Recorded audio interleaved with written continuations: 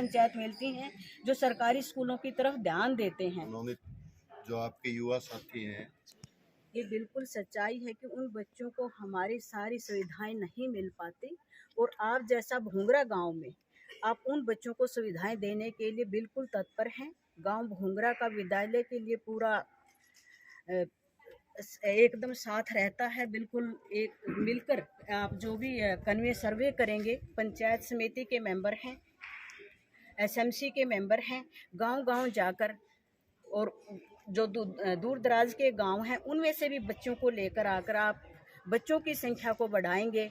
ये भी एक अच्छी मुहिम है, और मैं फिर आप भोंगरा गांव की पंचायत का पूरा धन्यवाद करती हूँ, क्योंकि उन्होंने 4 एकड़ ज़मीन भी दी है।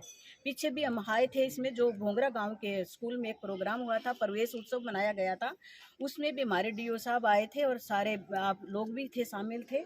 उसमें भी आपने बहुत ही अच्छा कार्यक्रम किया है कि आपने 4 एकड़ ज़मीन, क्योंकि गांव में ऐसा कम ही लोग मिलते हैं, ऐसी कम ही पंचायत मिलती हैं जो सरकारी स्कूलों की तरफ ध्यान देते हैं। लेकिन मैं आपका बहुत धन्यवाद करती हूँ कि आपने ये मुहिम चलाई है और इसमें आप बच्चों को बढ़ाने का काम करेंगे।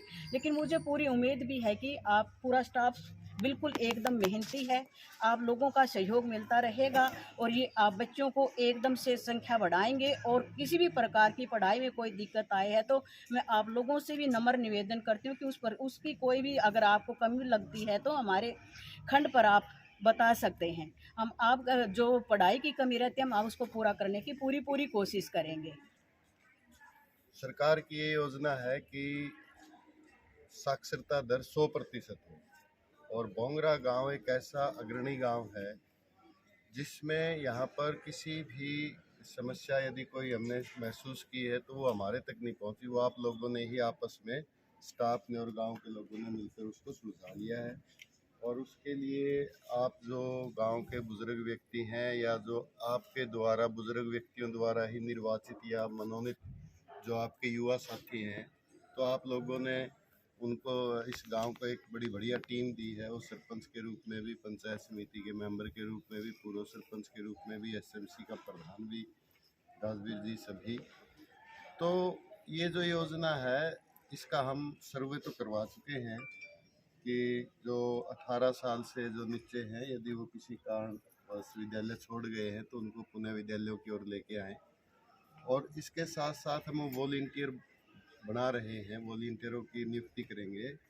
आप लोगों से ही ये विशेषकर सरपंच का ही काम रहेगा, और जो मेंबर साहिबान हमारे बीच बैठे हैं उनकी ये अहम भूमिका रहेगी कि वो अपने परिवार या अपने आसपास कोई इस तरह की महिला या पुरुष है तो वो हमें बताएं, और इसमें हम आपका पूरा सहयोग करेंगे।